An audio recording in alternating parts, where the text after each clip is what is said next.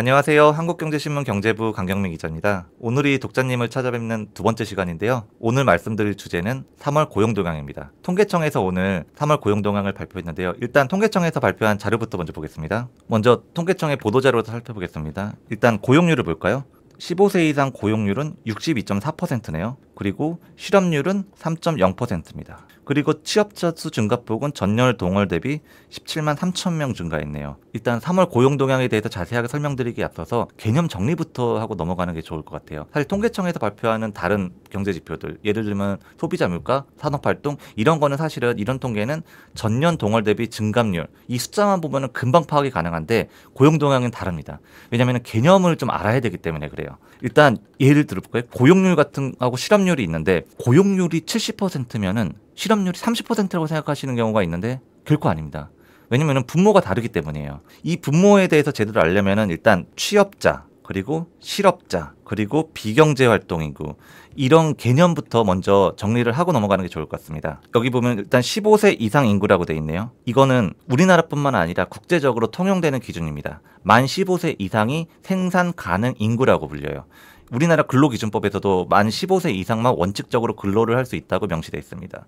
이 15세 이상 인구가 경제활동 인구와 비경제활동 인구로 구분이 되는 겁니다. 근데 경제활동 인구에는 취업자하고 실업자가 있는데 취업자는 말 그대로 이제 취업 상태에 있는 사람을 뜻하는 거겠죠. 근데 이제 구체적으로 취업 상태라는 게 뭐냐? 일주일에 1시간 이상 수입을 목적으로 일한 사람을 취업자라고 합니다. 일주일에 1시간 이상이에요. 그렇다면 실업자는 경제활동 인구 중에서 취업자가 아닌 실업 상태에 있는 사람을 뜻하는 거겠죠? 그러면 비경제활동 인구는 말 그대로 15세 이상 인구 중에서 취업자와 실업자가 아닌 사람을 비경제활동 인구라고 부르는 겁니다. 그러면 여기서부터 사실 헷갈려지거든요. 취업자는 제가 말씀드렸죠? 취업자는 일주일에 1시간 이상 수입을 목적으로 일한 사람인데 실업자와 비경제활동 인구는 일을 안 했다는 건 공통점인데 그럼 무슨 차이점이 있냐 궁금해하실 것 같아요. 자, 그래서 실업자에 대한 개념을 좀 구체적으로 설명을 드리겠습니다. 일단 실업자는 매월 15일이 있는 일주일 동안 수입 목적으로 일을 하지 않았고, 두 번째, 일이 주어지면 즉시 일을 할 수 있고, 세 번째, 지난 4주간 적극적인 구직 활동을 한 사람이 실업자입니다. 이게 한 가지 조건만 충족해야 되는 게 아니라 실업자는 이 세 가지 조건을 공통적으로 충족해야만 되는 겁니다. 그렇다면 비경제활동 인구는 뭘까요? 비경제활동 인구 이 자료는 오늘 통계청에서 오늘 발표한 보도자료에 포함된 내용인데 여기 보시면 활동 상태별 비경제활동 인구라고 돼 있죠.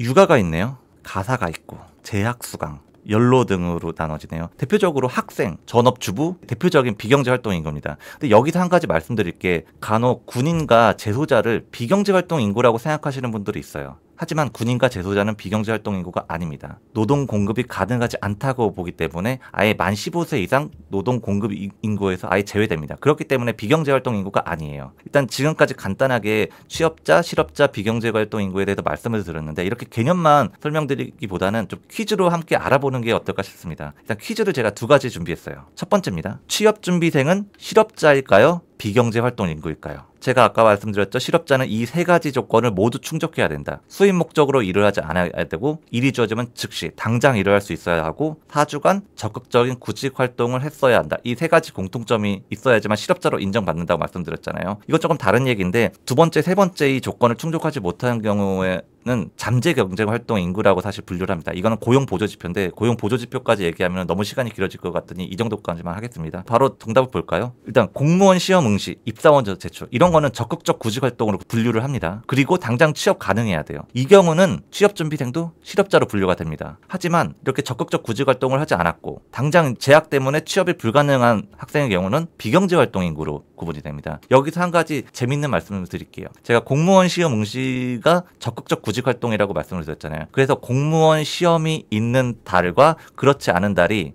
실업자 통계가 많이 달라집니다. 공무원 시험 응시를 한 달에서는 취업 취준생들이 실업자로 구분이 돼요. 분류가 돼요. 하지만 공무원 시험 응시가 끝나면은 다시 실업자가 아닌 비경제 활동 인구로 돌아가는 겁니다. 그렇기 때문에 고용률과 실업률 통계까지 달라지는 거예요.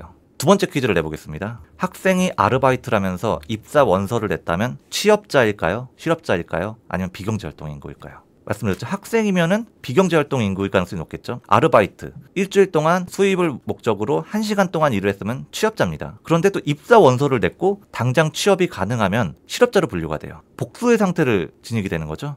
하지만 고용 동향에는 원칙이 있어요. 하나의 상태에만 배타적으로 기록되는 우선성 규칙이라는 게 적용이 됩니다. 보통 우선성 규칙은 통상 취업자를 먼저 분류하고 그 다음에 실업자, 그 다음에 비경제활동 인구를 분류합니다. 그렇기 때문에 우리나라 15세 이상 인구는 누구나 다 하나의 상태를 갖고 있어요. 복수 상태가 아닌 무조건 하나의 상태. 누군가는 취업자고 누군가는 실업자고 또 누군가는 비경제활동 인구인 겁니다. 지금까지 취업자, 실업자, 비경제활동 인구에 대해서 개념을 설명을 드렸는데 그렇다면 이제 고용률과 실업률은 어떻게 나오는지에 대해서 제가 간단하게 또 말씀을 드릴게요.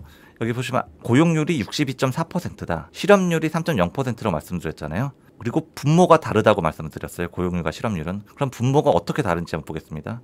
고용률은 전체 15세 이상 인구에서 취업자의 비율이에요. 15세 이상 노동 공급이 가능한 15세 이상 인구에서 실제 취업 상태에 있는 사람을 나눈 값이 고용률이 되는 겁니다. 하지만 실업률은 분모가 15세 이상 인구가 아니라 경제활동 인구예요. 전체 경제활동 인구 중에서 실업자가 차지하는 비율이 실업률이다. 경제활동 인구는 일을 할 수 있지만 일을 못하는 상태라고 말씀을 드렸잖아요. 실업률은 분모가 다릅니다. 그렇다면 통계청이 오늘 발표한 고용률과 실업률 통계에 대해서 좀 자세하게 알아볼게요.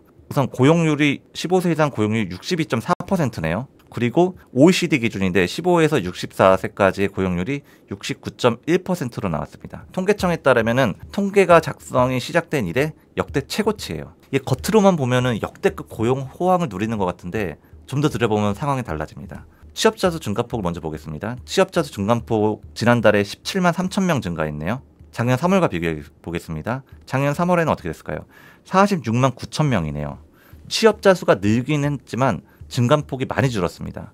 17만 3천 명, 지난 2월과 비교해도 그렇고 지난 1월, 12월과 비교해도 많이 줄었죠. 이 17만 3천 명이라는 취업자 수 증가폭은 코로나 팬데믹 당시였던 2021년 2월 이래로 37개월 만에 가장 적은 증가폭입니다. 그렇다면 궁금해하실 분들이 있을 것 같아요. 왜 작년 3월에는 이렇게 많이 증가를 했었냐? 다들 기억하실 겁니다. 지난해 3월에는 당시 코로나19 엔데믹에 따른 사회적 거리두기가 해제되면서 대면 업종을 중심으로 취업자 수가 크게 늘었습니다. 코로나가 2020년에 찾아왔잖아요. 그런데 2021년부터 고용시장이 훈풍이었습니다. 다른 경제지표와 달리 유독 고용지표가 좋았어요. 이게 이유가 뭐였을까요? 바로 코로나 기저효과입니다. 취업자 수는 코로나19가 확산했을 2020년에는 엄청 줄었어요. 매달 20만 명 이상 줄었거든요. 그래서 이듬해 2월까지 마이너스 흐름을 이어갑니다. 이후부터는 기저효과에 따른 고용 훈풍이 지속이 돼요. 예를 들어서 2021년 1월과 2월 달에는 전년 동월 대비 2달 연속 100만 명 이상 증가합니다. 기저효과를 빼놓고는 설명할 수 없는 숫자거든요. 지난해에도 정부 예상을 웃돌게 매달 30만 명씩 취업자 수 증가폭이 이어집니다. 문제는 한동안 고용시장에 플러스 요인으로 작용했던 이 같은 코로나19 기저효과가 올해부터는 마이너스 요인으로 작용할 수 있다는 뜻이에요. 무슨 말이냐면은 코로나19 기저효과가 끝났다는 겁니다. 사실상. 이 제가 쓴 기사인데요. 여기 보면은 생산 연령 인구라는 구조적인 요인에 대해 한동안 플러스 요인으로 작용했던 코로나19 기저효과가 마이너스 변수로 작용하고 있다는 분석이 나온다라고 했는데요. 주무부처인 기획재정부도 이런 점을 인정했어요. 기재부 관계자도 지난해와 올해 1월보다는 취업자 증가폭이 둔화할 것으로 예상된다. 2022년과 2023년에 장기 추세를 대폭 상회했던 고용이 코로나 사회적 거리두기가 해제됐던 때였죠. 그래서 이때 장기 추세를 대폭 상회했던 고용이 점차 장기 추세로 복귀하는 과정이다 라고 기획재정부도 분석을 했습니다. 그렇다면 3월 고용 동향에 대한 정부의 평가는 어떨까 한번 살펴보겠습니다. 이 자료는 기획재정부에서 고용 동향이 나온 다음에 낸 자료입니다. 정부는 고용률과 경제활동 참가율 모두 3월 기준 역대 최고다 그랬습니다. 다만 제가 말씀드렸죠. 기저효과 영향으로 취업자 수 증가폭은 다소 조정받는 모습이다. 하지만 수출을 중심으로 경제 회복세가 이어지고 있어 고용도 개선 흐름이 지속될 전망이다 라고 분석을 했는데요. 정부는 상당히 낙관적인 평가를 내렸네요. 하지만 문제는 우려되는 대목이 기저효과만 있는 게 아니라는 점입니다. 우선 저출산이라는 구조적 요인은 제외하고라도 당장 우려되는 대목으로는 내수회복 지연이 있어요. 대표적으로 이제 건설경기 침체가 있겠죠. 정부도 인정했습니다. 내수회복 지연과 건설경기 침체가 고용 호세를 제약하는 하방 요인이 될 수 있다고 정부도 인정했습니다. 근데 여기서 파생되는 문제가 또 하나 있어요. 40대 고용 미스터리입니다. 이거는 구체적인 숫자를 보면서 좀 말씀을 드리겠습니다. 한번 자료를 확인해 볼까요? 전년 동월 대비 17만 3천 명 증가했다고 했죠. 그러면 연령대별로 한번 살펴보겠습니다. 보통 청년층을 15에서 29세라고 부르는데요. 청년층에서 전년 동월 대비 13만 1천 명 많이 줄었네요. 그 다음에 볼까요? 그 다음에는 40대에서 7만 9천 명이 줄었습니다. 60세 이상은 많이 늘었어요. 그럼 성별로 구분을 해볼게요. 연령대별 남자 취업자 수 증가폭을 보겠습니다. 15세, 2만 1,000명 줄었네요. 20에서 29세 3만 9천 명 줄었네요. 아까 청년층이 15에서 29세라고 말씀드렸죠. 6만 명 줄었습니다. 그런데 40에서 49세 보겠습니다. 7만 6천 명 줄었죠.